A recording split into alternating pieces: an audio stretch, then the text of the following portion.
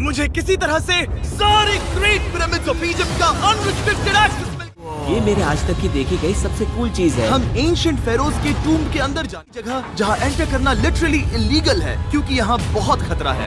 अगर हम गिर गए तो? ओ हाँ, तुम बेशक मर जाओगे। हम स्विम करके पिरामिड्स के नीचे बने एक सीक्रेट अंडरग्राउंड टूम्ब तक भी जाने वाले हैं। Oh my God! हमें एक्सप्लोर करने के लिए सिर्फ 100 घंटे मिले हैं और हम शुरू करने वाले हैं अभी इसी वक्त। मेरे पीछे आओ बॉयज, मजा आने वाला है। ये कितना खूबसूरत है। किसी ने यहाँ ये पत्थर 4500 साल पहले रखा था। बिल्कुल सही। ये पिरामिड लगभग 4500 साल पुराना है। जिस पैसेजवे में हम हैं वो हमें वहाँ ले जाता है जिसे इजिप्टोलॉजिस्ट कहते हैं किंग कुफू का टूम। वो फेरो जिसने शायद पिरामिड्स बनवाने का हुक्म दिया था। वो ये कमरा द ग्रैंड गैलरी कहलाता है।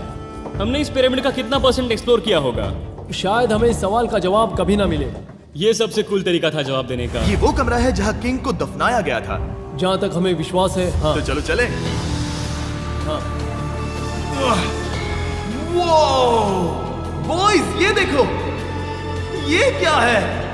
4600 साल पहले इस कमरे में शायद किंग का मम्मीफाइड शरीर रखा था। ये वही जगह है जहाँ फेरो को दफनाया गया था। हमारा मानना है कि मरने के बाद ये उनकी कब्र थी। क्या मतलब है? हमें पक्का नहीं पता। मुझे लगता है कि इस पिरामिड के अंदर कहीं और भी एक चेम्बर है जिसे हमने अब तक नहीं ढूंढा है और इसमें शायद राजा का शरीर हो सकता है। पता है क्या, इस वीडियो में हम वही ढूंढने वाले हैं क्योंकि हम सच में पिरामिड्स के सैकड़ों फीट नीचे से लेकर धरती के सबसे बड़े एंशिएंट पिरामिड की सबसे ऊंची चोटी तक एक्सप्लोर करने वाले हैं। ये तो जबरदस्त था। दूसरे बड़े पिरामिड्स को एक्सप्लोर करने से पहले मैं तुम्हें बेस कैंप दिखाना चाहता हूँ। हाँ, ये बढ़िया है। हमारे पास एक डिनर टेबल है, कुछ टेंट्स हैं सोने के लिए और ओके। यहाँ तक कि हमने लाइट्स भी लगाई हैं ताकि तुम पिरामिड्स को कैंप से देख सको। ये इस दुनिया की सबसे महंगी नाइट लाइट होगी। ये है वो पिरामिड जिसे हम एक्सप्लोर करने वाले हैं। मुझे सुबह 5 बजे शुरू करना है तो सब जाके सो जाओ। ये पिरामिड्स अपने समय के लिए इतने टेक्नोलॉजिकली एडवांस थे कि कुछ लोग इनका क्रेडिट प्री इजिप्शियन सिविलाइजेशन को देते हैं, जबकि कुछ लोग तो एलियंस की थियरीज की ओर भी इशारा करते हैं। लेकिन इजिप्टोलॉजिस्ट को यकीन है कि इन्हें पहले के इजिप्शियंस ने अपने किंग्स के टूम्स के रूप में बनाया था। और इस वीडियो के अंत तक हम पता लगा लेंगे कि इनमें से कौन सी थियरी सच है। ठीक है बॉयज, उम्मीद है तुम अगला पिरामिड एक्सप्लोर करने के लिए तैयार हो। The pyramid of खाफरे। आखिर इस विशालकाय रचना की खासियत क्या है? हमें ये समझ आया कि हर पिरामिड के बाहर की केसिंग कैसी दिखती थी। एक जमाने में ये सब ऐसे ही दिखते थे। मतलब जैसे एलियंस ने इन्हें बनाया था वैसे? एलियंस ने नहीं बनाया। रामी हमें धरती के नीचे लगभग 100 फीट खाफरे के पिरामिड में गहराई तक ले गया। यहाँ एक ऐसी जगह है जहाँ इस आधुनिक दुनिया में से शायद ही कोई गया होगा। सच कहूँ तो हमें भी नहीं पता था कि हमें नीचे जाकर क्या देखने को मिलेगा। एंशिएंट इजिप्शियंस के पास कार्डबोर्ड था।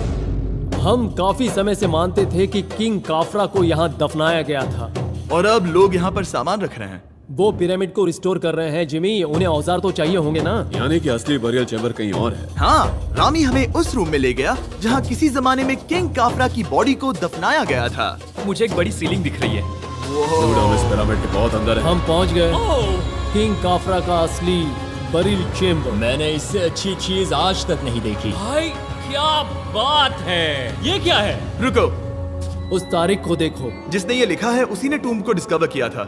ये उसका दावा है कि उसने इस टूम को डिस्कवर किया था। फेरो को यहीं दफनाया गया था। किंग काफरा के मरने के बाद उन्हें यही रखा गया था। इसके अंदर लेटना अपमानजनक तो नहीं होगा? अगर मैं तुम्हारी जगह होता तो उसकी जगह श्राप को लेकर ज्यादा डरा होता। वैसे उस शराब से क्या होता है?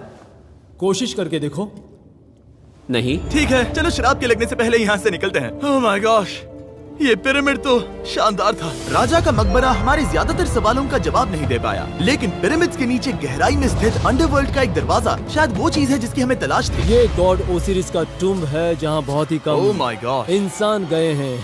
हम क्या कर रहे हैं? और जाहिर सी बात है अंडरवर्ल्ड के देवता का टूम्ब भी काफी गहराई में होगा। अब ये क्या है? ये देखकर तो बहुत गहरा लग रहा है। काल, पहले तुम जाओ। Oh my gosh, oh my gosh! वो इतने आराम से नीचे कैसे जा रहा है? ये बस एंट्रेंस है काल।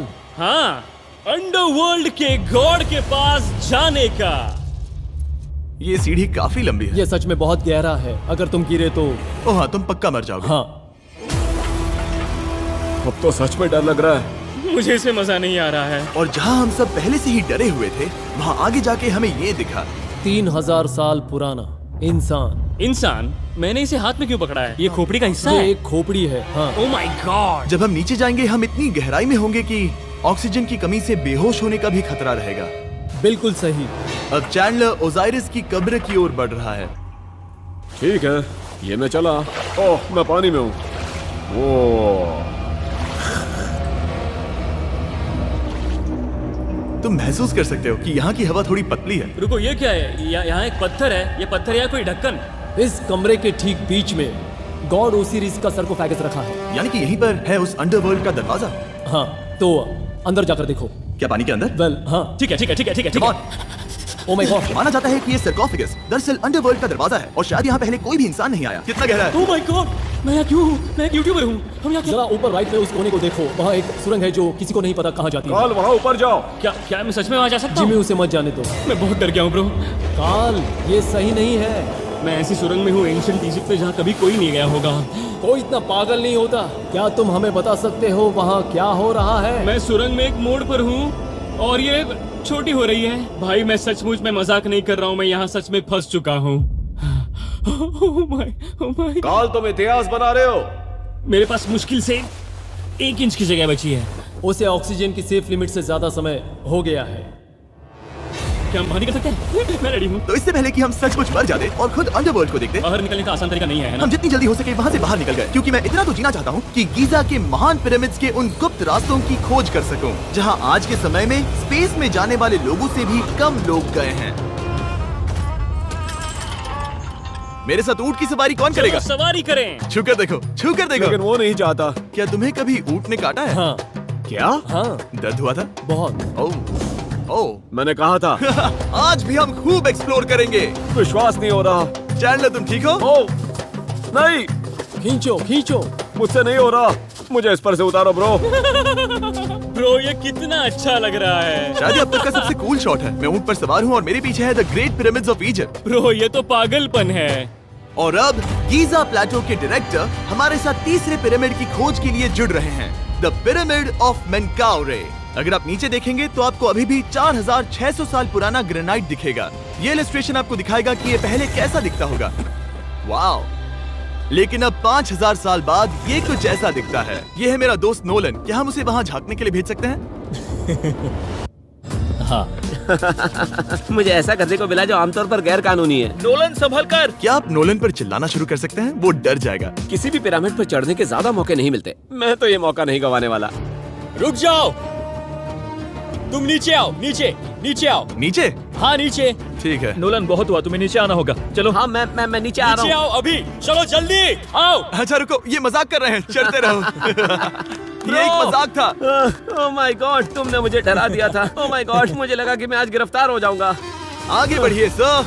चलो शुरू करें। वो रुको रुको, कैमरा नीचे करो। यहाँ इतना अंधेरा क्यों है? क्योंकि हमने लाइट बंद की थी। ओह, तो ये बात थी। ठीक है, रास्ता दिखाइए। पिरामिड की इन सीढ़ियों ने हमें जमीन में 100 फीट नीचे उतार दिया, जहाँ एंशिएंट इजिप्शियन इतिहास में पहली बार डेकोरेटिव कार्विंग्स की गई थी। ये क्या है? झूठे दरवाजों का डेकोरेशन। फर्स्ट डायनेस्टी के किसी भी पिरामिड में नक्काशी नहीं थी, सिर्फ इस पिरामिड को छोड़कर। तो इसे 4-5 हजार साल पहले बनाया गया था। 4600 साल पहले। पिरामिड की ओर गहराई में जाते हुए अगली सुरंग हमें एक ऐसी जगह ले गई जिसे कहते हैं मेनकाउरे का एंटी चैम्बर। वो यहाँ पर तो बहुत सारा इतिहास है। उस कमरे में क्या है? मैं तुम्हें बता सकता हूँ, वहाँ कुछ नहीं आप है। वहाँ ऊपर गए हैं? नहीं, तो फिर कैसे पता वहाँ कुछ क्योंकि मैं नहीं? यहाँ से देख सकता हूँ। ओह हाँ। वहाँ देखो, ओह। बस एक सुरंग है और कुछ नहीं। हाँ, मुझे अभी दिखाई दिया। हाँ। सवाल पूछना जरूरी है। द पिरामिड ऑफ मेनकाउरे, जो अपने कॉम्प्लेक्स पैसेजवेज के लिए जाना जाता है, वो हमें ले गया उसके बरियल चेम्बर तक। तो ये है किंग का कमरा और इसकी गुंबद नुमा छत भार को झेलने के लिए बनाई गई थी। उन्होंने 5000 साल पहले ये सब कैसे जाना? अगर तुम पिरामिड बना सकते हो तो कुछ भी बना सकते हो। हाँ, कुछ भी कर सकते हो। कुछ भी कर सकते हो। बाहर आते वक्त मेरे मन में एक सवाल आया, इस पिरामिड के बाहर 3 और छोटे पिरामिड्स क्यों बने हैं? ये 3 छोटे पिरामिड्स क्या हैं? मेनकाउरी ने अपनी 3 पत्नियों के लिए ये छोटे पिरामिड्स बनवाए थे। तो मेनकाउरी की 3 बीवियां थीं और ये उनकी कब्रें हैं। हाँ, नोलन, इधर आओ। Nolan, God. उसकी 3 बीवियां हो सकती है, तो तुम एक तो ढूंढ ही सकते हो। हाँ, मेरी कोशिश पूरी है। मुझे एक मम्मी मिली है, वो पैसों की मांग नहीं करेगी, वो हमेशा तुम्हारी सुनेगी, ज्यादा बात नहीं करेगी। ये तुम्हारे लिए सही आइडिया तो है। मुझे एक मम्मी दे रहे हो? हाँ, तुम्हारा प्यार ढूंढने के लिए हम क्या क्या नहीं करते। अशरफ के साथ हमारा सफर खत्म होने वाला था, लेकिन पहले मैं उनसे एक बात क्लियर करवाना चाहता था। क्या एलियंस ने पिरामिड्स नहीं बनाए? एलियंस कम ऑन, मेरा दिल मत तोड़ो। तो हमारे पास पूरे इजिप्ट में 124 पिरामिड्स हैं। तो हर बार मैं एलियंस को बुलाऊं, आओ मेरे लिए पिरामिड बनाओ, ऐसा